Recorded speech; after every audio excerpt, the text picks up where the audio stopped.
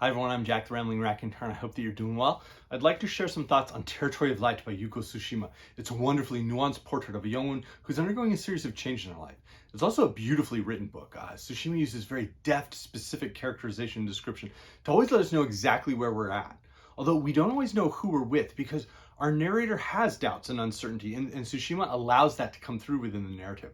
But finally, it's a wonderful narrator to spend time with. She's nameless, and every woman of sorts, but we get to see her agency develop. We get to see her develop and discover her identity across these 12 chapters, and that's really wonderful to behold.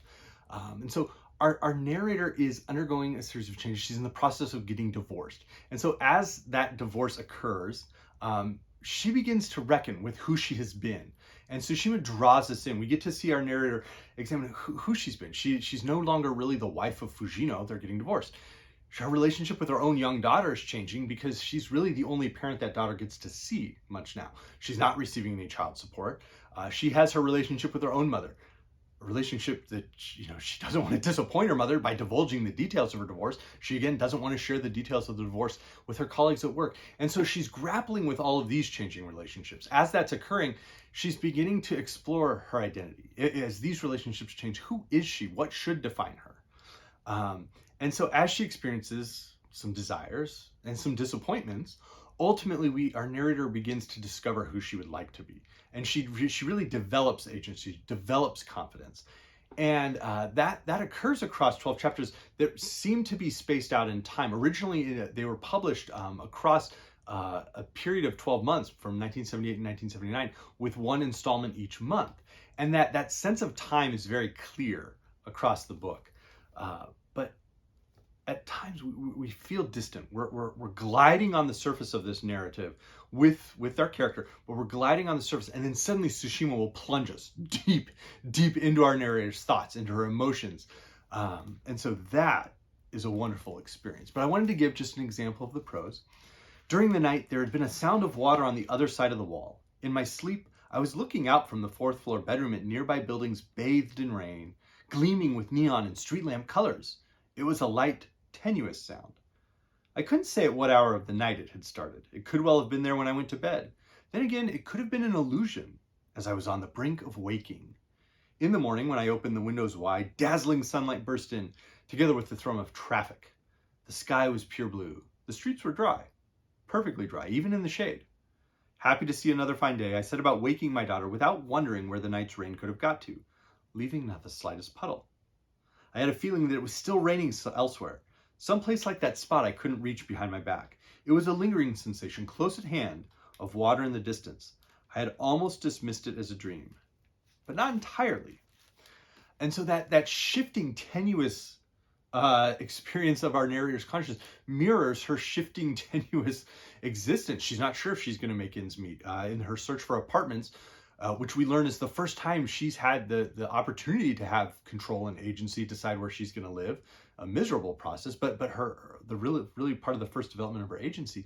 A big question is, will she be able to make ends meet? Will she be able to afford this apartment? And so as we see, that this shifting nature of her existence, what is she going to do if her daughter gets sick? Can she take off time from work to stay home because no one else can? That's mirrored within her consciousness. Gradually, she'll develop confidence.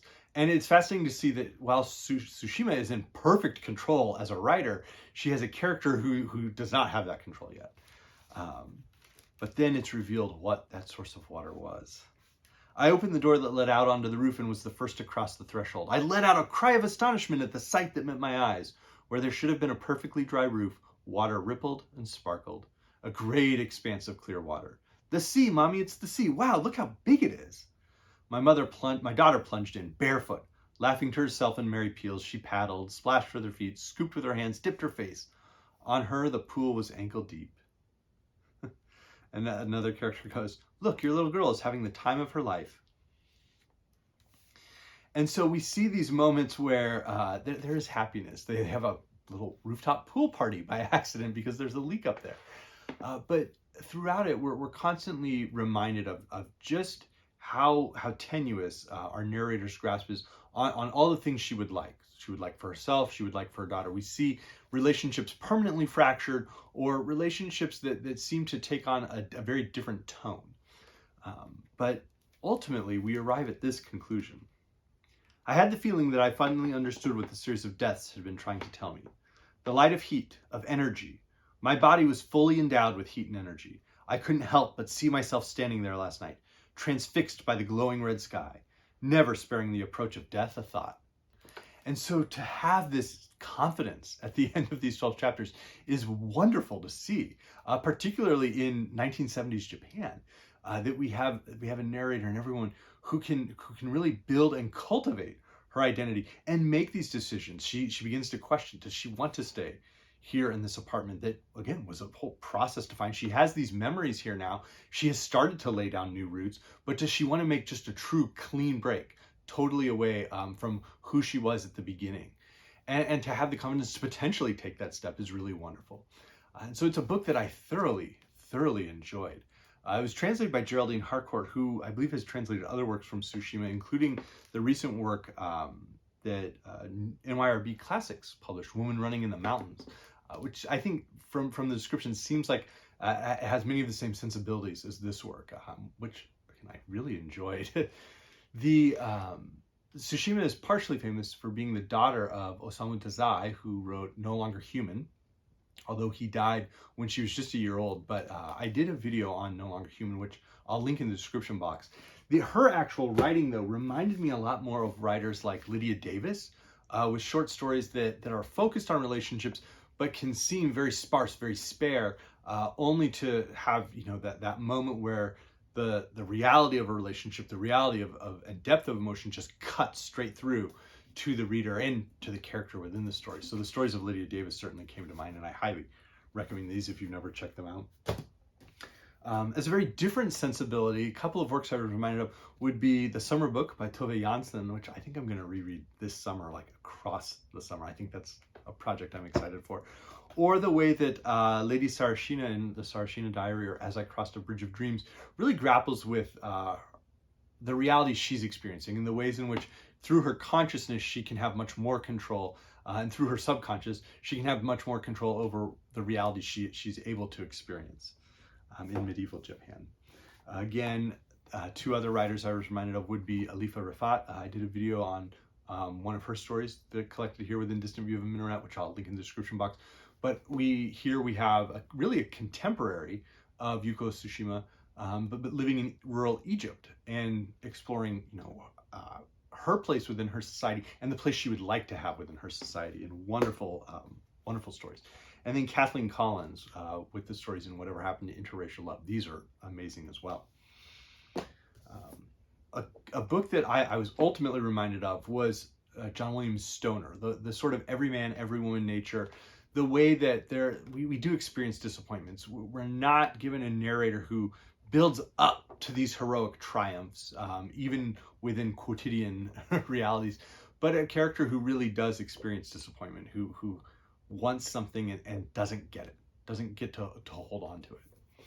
So I was reminded of Stoner. A work like Nella Larsen's Quicksand, I think More Than Passing, came to mind, as did, to a certain extent, moments within, I said sort of that glassy, surface-like prose, moments within the stories of Clarice Lispector. Tsushima's work, it feels much more realistic. It's not nearly as strange as Lispector's stories, but there is this distance that seems to exist between the author and the narrator, even when we get into the narrator's mind. Works that take I think a darker turn might be Ariana Harwitz with Die My Love, or Feeble Minded, which I'm looking forward to reading later this year, or even The Sun Hath Looked Upon Me by Calixta Biala, which I read in March and thoroughly enjoyed. And then finally, Dancing in the Dark from Janet Hobhouse, written here in the US, sort of, again, a contemporary writer to Tsushima, and one that has a very different marriage, perhaps a road not taken within the relationship that is depicted in Territory of Light. And I found it to be a much more engaging and deep work than Norwegian Wood from Haruki Murakami. So if you found that work wanting, give this one a shot. And if you enjoyed it, definitely give Territory of Light a shot. So this was Territory of Light by Yūko Tsushima. I'd be curious to know if anybody else has read any works from her. Certainly there was the recent publication from NYRB, so I'll be looking forward to reading that in the near future. Hope everybody's doing well. Thanks.